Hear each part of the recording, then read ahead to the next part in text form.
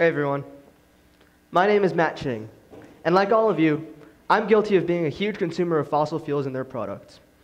I drive cars, use electricity to light my home, and burn charcoal for my barbecues. I depend on these fossil fuels to go about my daily life, and so do you. So why am I telling you this? I'm here today to tell you that if we as individuals don't start taking steps to stop being so reliant on fossil fuels, we're going to have ourselves a big damn problem. Burning fossil fuels to produce energy isn't sustainable and is detrimental to our environment.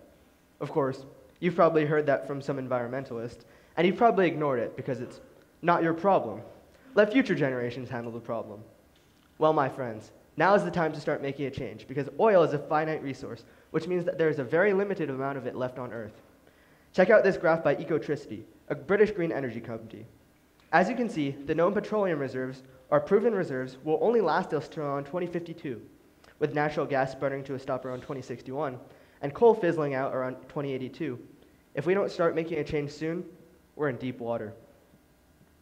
Along with being non-renewable energy sources, burning fossil fuels comes with the release of greenhouse gases. Greenhouse gases such as carbon dioxide are spewed into the atmosphere in huge quantities. In fact, researcher Connie Lequer found that 2.4 million tons of it are being pumped out into our atmosphere every second. Greenhouse gases are so harmful to our environment because they act as an insulator for heat, therefore the name greenhouse gas, because of the greenhouse effect of heating of the Earth. This is a well-known phenomenon known as global warming. Studies by NASA show that in the space of the last ice age, about 5,000 years, the Earth has heated up 4 to 7 degrees Celsius. That gradual change is 0.11 degrees Celsius a century. Now, in the last century, due to global warming, there has been a change of 0.7 degrees. So the burning of fossil fuels has increased the warming of our planet 7 times over.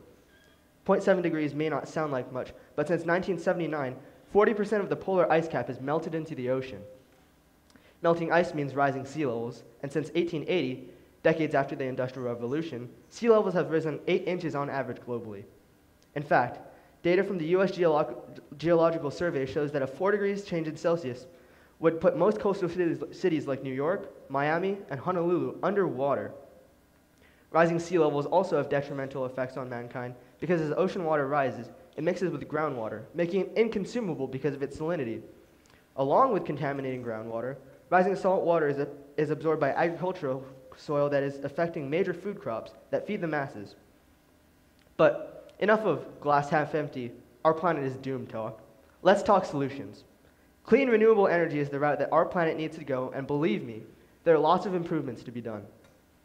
Here's a graph of the energy consumption in the United States by the USGS Water Science School. As you can see, renewable energy only makes up about 10% of all the energy that we use. Petroleum and coal make up about 50%. We need to get that renewable energy percentage way up, and to do that, we should look to Brazil for inspiration. Brazil is a example of what our energy production should look like.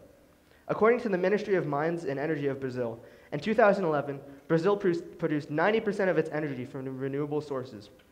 82% was from hydroelectric power. One dam in particular was essential to the production of clean energy, the Itaipu Dam. On the border of Brazil and Paraguay, in 2016, it produced 17% of all of Brazil's power needs and 75% of Paraguay's, from one dam. Now, this is no ordinary dam, and it is actually one of the 7 wonders of the modern world. As reported by the UN Museum, it measures 4.8 miles long. It cost Brazil and Paraguay $18 billion to produce, 40,000 workers, and 13 years to complete.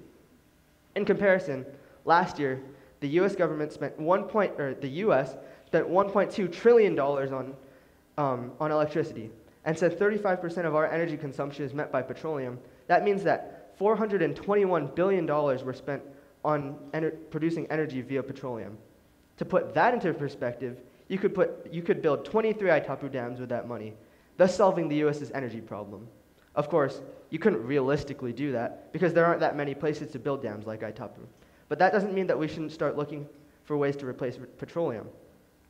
Brazil also has alternatives to petroleum for motor vehicles. Let me tell you about ethanol. Ethanol is a fuel produced by the fermentation of sugars, usually corn or sugarcane. It is extremely combustible, making it a viable substitute for petroleum. Dana Sklar, author of Ethanol for Dummies, says that it reduces carbon emissions by 90% compared to regular gas-burning cars. 90% of cars in Brazil come with flex fuel, which allows cars to use ethanol without modification to the engine or its components. Ethanol is also much cheaper than gasoline, so much so that companies cut their gasoline with ethanol to reduce costs. Not to mention that in Brazil, it is actually required by law for companies to sell you gasoline that must contain ethanol. But Brazil isn't perfect. To make room for cattle ranching, as well as agriculture, the Amazon rainforest is being cleared at an alarming rate. According to the National Institute for Space Research, in the last 40 years, 20% of the Amazon rainforest has been cleared, and it is predicted that within the next 20% more will disappear. To put things into perspective, the area of land cleared roughly equates to 230,000 miles, roughly twice the size of the state of Arizona. This lack of trees is a monumental problem because these trees reduce the effects of global warming by converting carbon dioxide to oxygen. The Amazon rainforest is sometimes referred to as the lungs of our Earth, and with our lungs getting smaller every day, our problem becomes even bigger. Although Brazil is far from perfect in terms of saving our planet, they are forward-thinking. Brazil is at least thinking about a future without petroleum. Our government, on the other hand, has a long way to go. We Americans are so dependent on petroleum. According to the Institute of Energy Research, we spend 8% of our GDP and give it to these big oil corporations. These oil corporations have huge economic influences on our government. In fact, last year, according to the Senate Office of Public Records, oil and gas companies gave $119 billion of campaign contributions.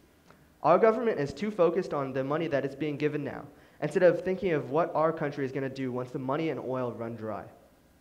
Because of this, we must take action into our own hands and do what we must to lower our energy demand. Invest in photovoltaic solar panels for your house. Now is the time to buy since the government is offering subsidies to help pay for them. Wait, maybe I'm getting ahead of myself. Let's start small. To reduce carbon emissions, carpool, or use public transportation when you can instead of driving yourself. Or, if you're close enough, walk or bike. The biggest consumer of energy in an average household is air conditioning. So turn off AC when you're not in your rooms and set the thermostat to go off when you go to sleep. My family hangs our clothes instead of drying them in the clothes dryer to save energy. And to be completely honest, I hate it. Hanging up my socks one at a time is painstaking when you could just throw the whole load in the dryer and forget about it. But change requires sacrifice. Simple things such as turning off a light when you leave a room and washing clothes with cold water also save you money and contribute towards our postponing doom. I challenge you all to do these things on a regular basis and see if you can cut your electricity bill down. I'm going to leave you with a quote from polar explorer and environmentalist Robert Swan, and it is that the greatest threat to our planet is the belief that someone else will save it. Thank you.